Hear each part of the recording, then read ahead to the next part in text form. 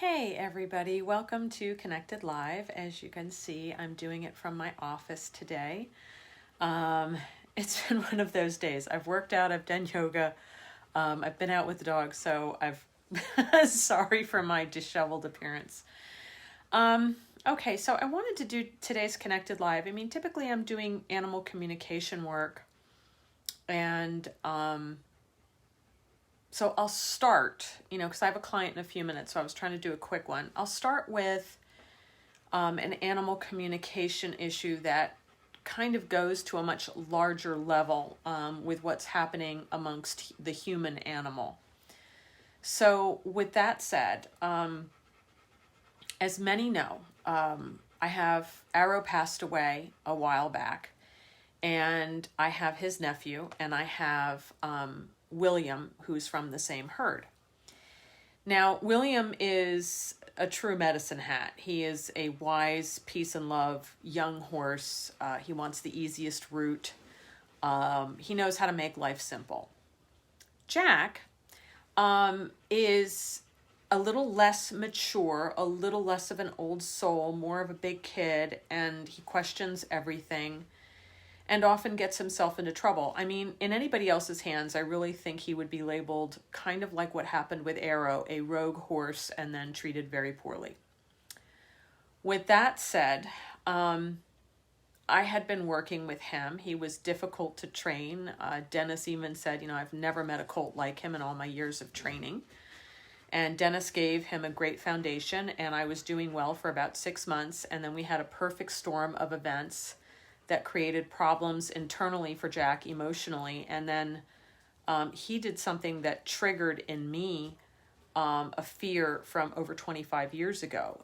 And I could pinpoint what the problem was from 25 years ago that was causing the problem. And I could acknowledge it, and then I had to find a solution to move forward. Because what happened 25 years ago was 25 years ago, not today. Today is what's relevant. Today in the moment is what matters. So I could not look for a solution in the past from 25 years ago, nor could I use it as blame. Blame is a cop-out. Blame is a form of I'm a victim. And that is not an energy that creates solution. That is an energy that keeps you trapped in the past. And the past will never give you the solution. Functioning from an empowered, loving, authentic place is what will have you find the solution for your problem in the moment. And that is what I did. And there is no blame on Jack. There is no blame on what happened 25 years ago. My focus was, how do I move forward and help Jack be the best horse he can be, and myself to be empowered to move through my fear, my anger, my sorrow, the things that apparently, even though I thought I had dealt with, I had not. And honestly, to have that process allowed Jack to move forward without resentment or fear of me, because I was not stuck in blame or finger pointing or you owe me reparations for what you did to me. Now, I know I'm talking about a horse, but it's very relevant and connected to today's situation and civil unrest. You will never find the solution to what's happening today by pointing fingers and saying, it's your fault, it's this group's fault, it's that group's fault, it's this privileged group's fault. I'm a victim because of the privileged groups. You will never find your way. You will never create unity. You will never create resolution. Proof is, what do we have right now going on in society? everybody finger pointing, and there is more anger and more separation than there has ever been in this country. We have children. A friend of mine's niece said, I got yelled at today because we're not supposed to celebrate the 4th of July. I also, right before that, had heard that the BLM was saying that the Statue of Liberty was a white supremacist, racist monument. It was a gift from the French people during the revolution against, for our country to have its freedom. Is this country perfect? Has it done everything correctly? Absolutely not. But anybody who has done a microbe of travel or has studied things around the world will realize that this country is one of the most successful revolutions that we have known historically to date. Are we perfect? Do we have a lot of things to fix? Yes. Is this a race issue? I think you're drilling it down too much to race.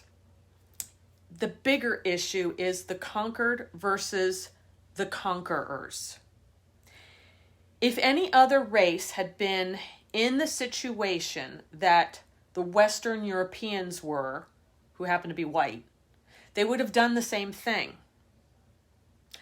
Slavery has existed across the board. Native Americans had slaves. Black families in the United States had slaves.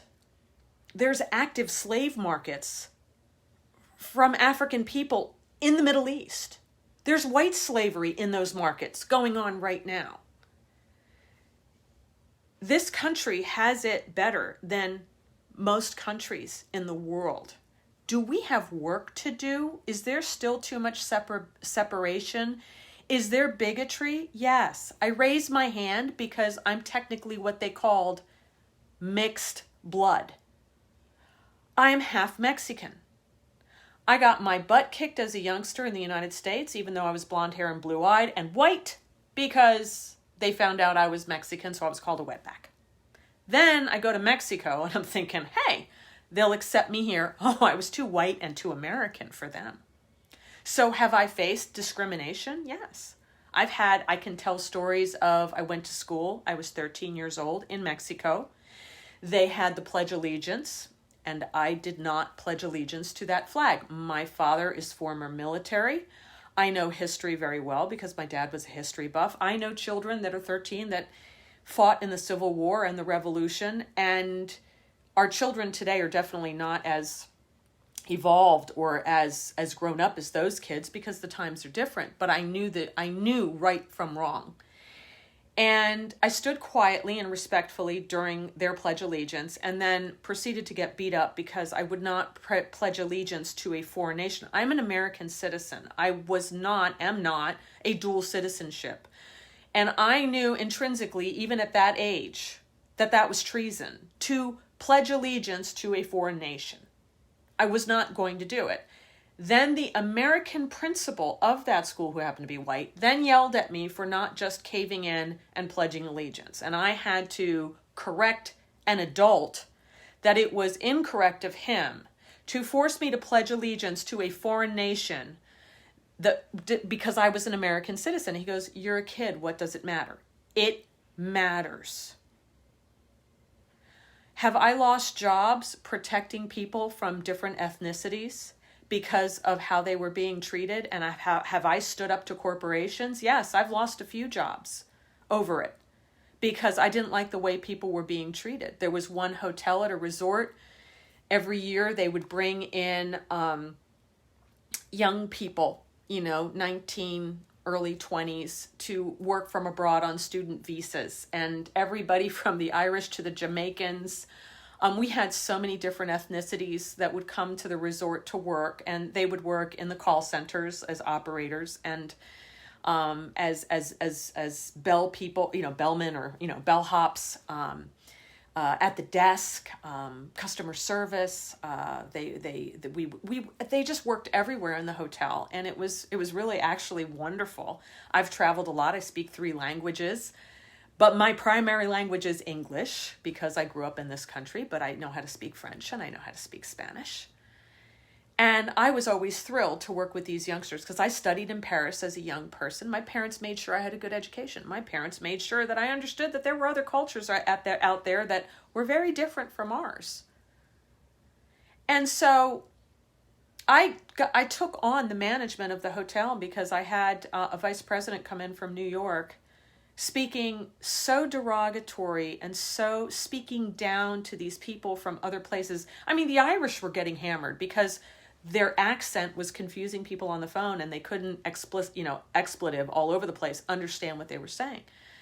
And I said, well, instead of putting them down, if you hire them and invite them to work here, then if they need a little bit of guidance in diction in their English, then support them. Don't sit there and put them down. I mean, this was the Irish, the Jamaicans, the Spanish, the Italians. I mean, everybody was getting hammered by this vice president. And it was what you would say offensive, not the fake offensive that I see now that people get offended at the drop of a hat, but I mean really offensive stuff. And I had to stand up to this man, and I actually lost my job over it. I chose to walk out because I could no longer protect my team. And I asked all the other managers to follow me, to make an example, because what the corporation was doing was wrong. So I have really gotten very frustrated and upset when I share opinions about what's going on in this country with civil rights and with unity.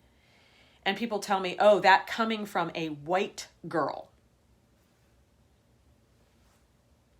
I'm half Mexican. I speak 3 languages. I was educated in other countries, 2 other countries actually. And I have family in Spain too. So I find that really offensive that people look at my page and go, she's a white girl. Well, then you're making racist comments against me. And then people will say, well, you've had white privilege.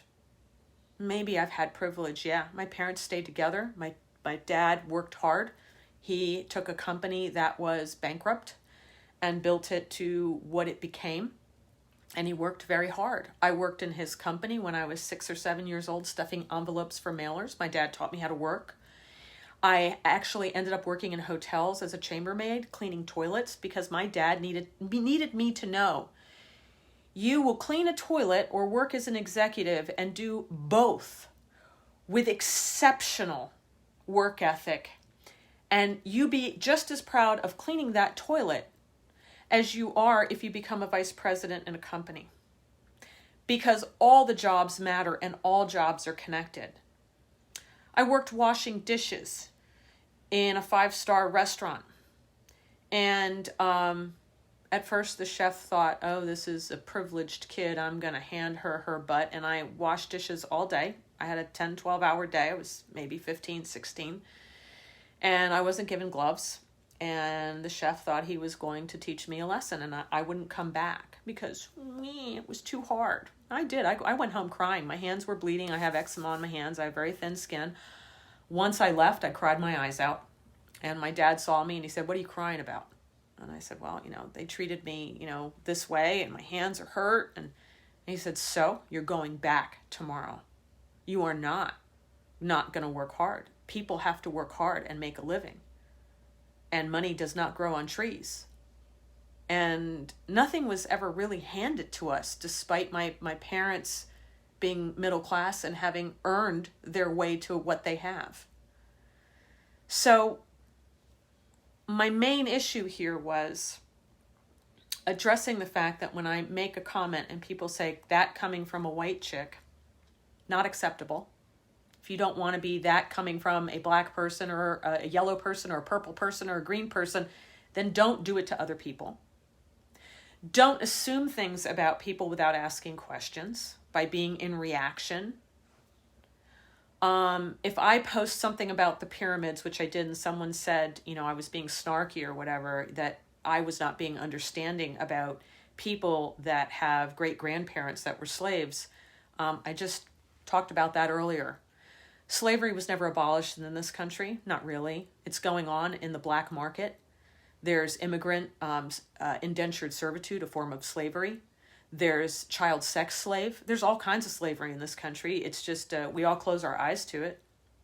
Do we have people that are still bigots? Absolutely. Does it need to stop? Yes, I agree. And I have stood up for that in my corporate career. I have taken hits financially, standing up and doing the right thing when no one would stand with me.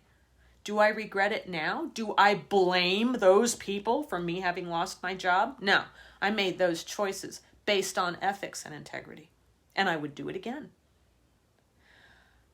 This country has a lot it needs to do differently, but the more individuals in different groups that point fingers and try to destroy the foundations of where we come from, that the Statue of Liberty is racist, I mean, you're really taking it overboard. Your logic doesn't hold water. It doesn't. It shows a ridiculousness, quite frankly, that, you know, you're telling children in schools not to celebrate the 4th of July because it's white supremacist? What?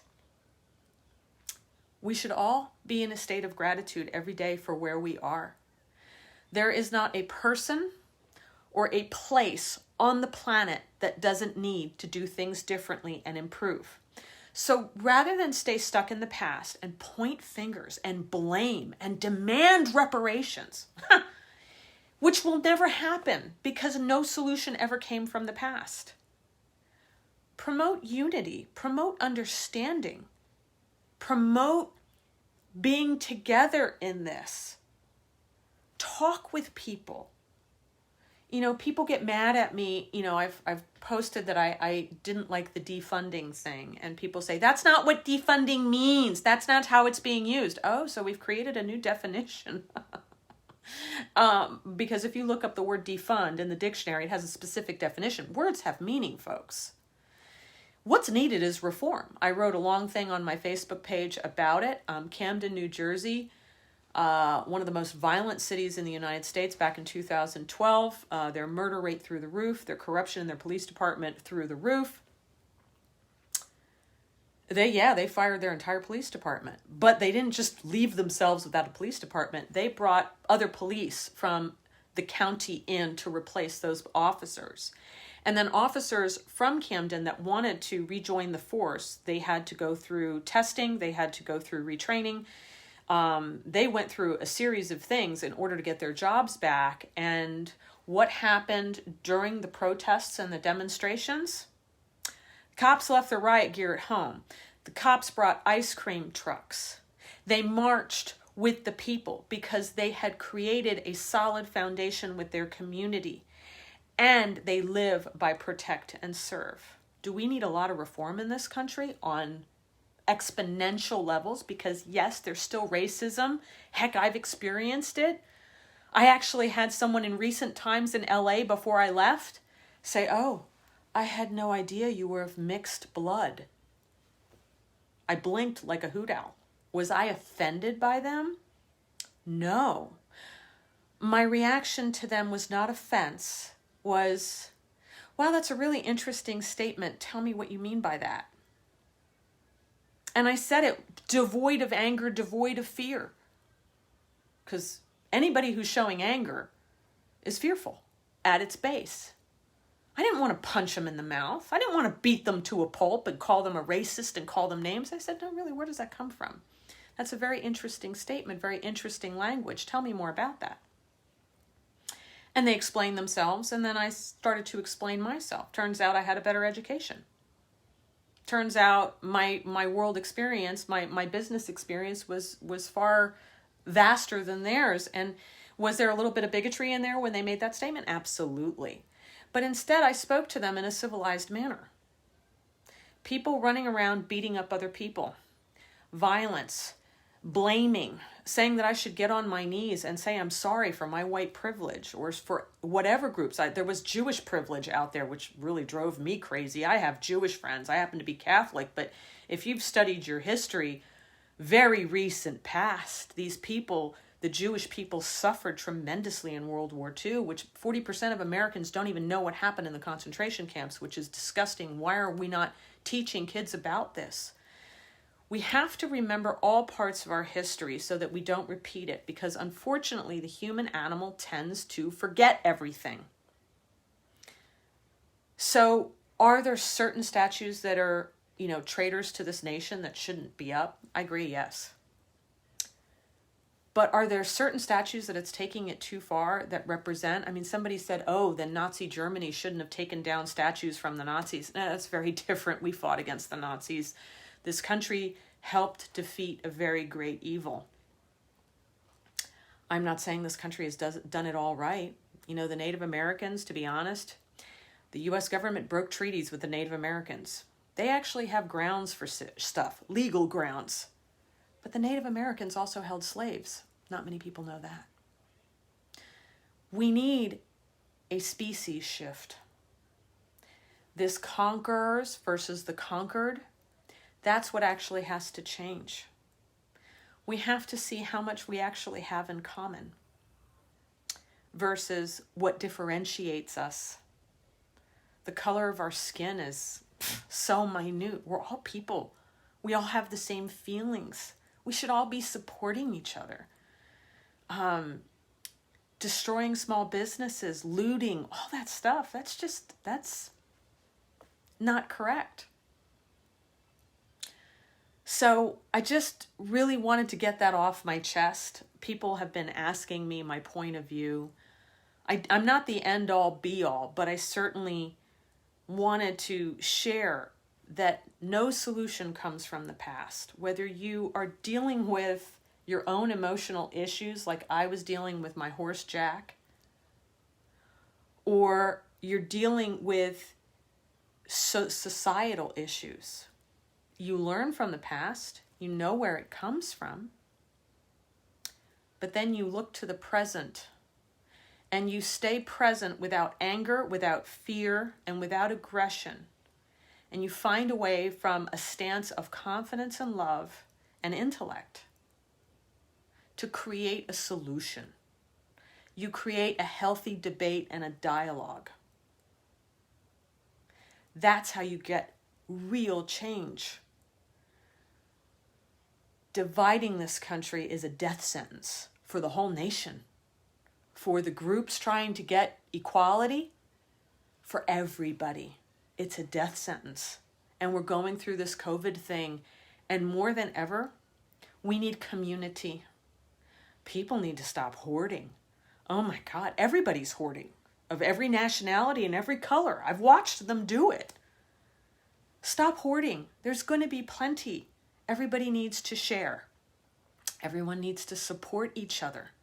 Everybody needs to be reaching out, and how can they lend a hand? The strife that's being created is such a heartache. It's such an incredible heartache. And this nation needs unity more than ever to get through its challenges. It needs intelligent dialogue. The violence and the looting and the irrational arguments only create division. And proof of that is where we stand today. So really read up. You want to learn about what happened to the Native Americans? Read about what happened in The Spirit of Crazy Horse.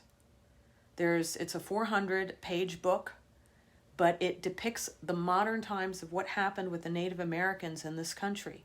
And they legally have treaties that have just been ignored. That's not right. Does that need to be addressed? Absolutely.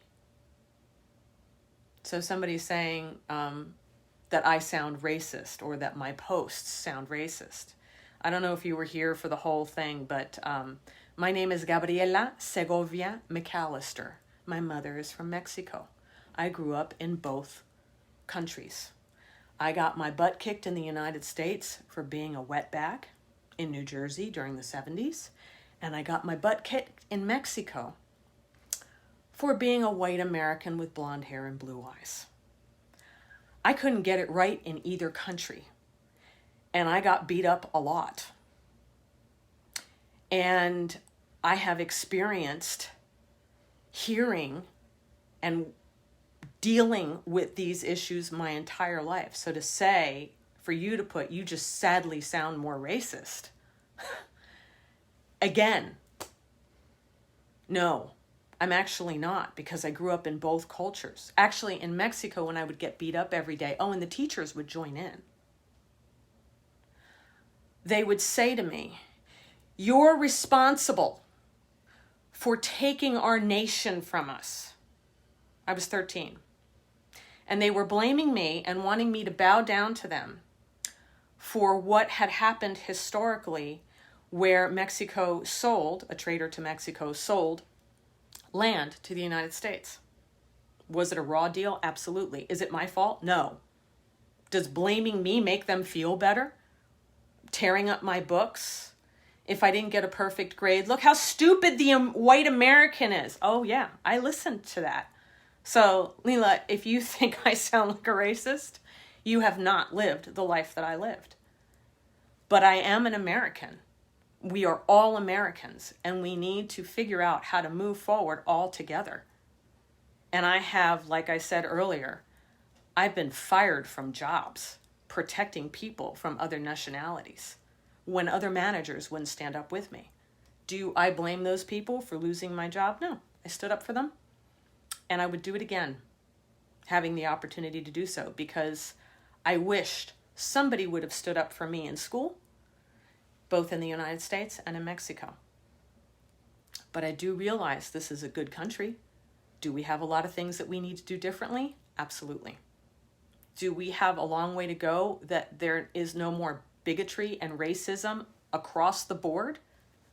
Absolutely. So again, this is really a conversation that needs to continue. We need to do more, but we need to stop the violence. And we need to stop the illogical arguments of even calling the Statue of Liberty a racist, white supremacist thing. It was a gift from the French people. Read how the Statue of Liberty came about. It was that moment in time. Have things changed? Yes. My grandmother, who came across I call her my grandmother, but my Irish Nana, who I just adored, she was our family member. She came over during the Great Depression. She survived the potato famine. She was Irish Catholic. She told me stories, signs and windows. No Irish and no dogs.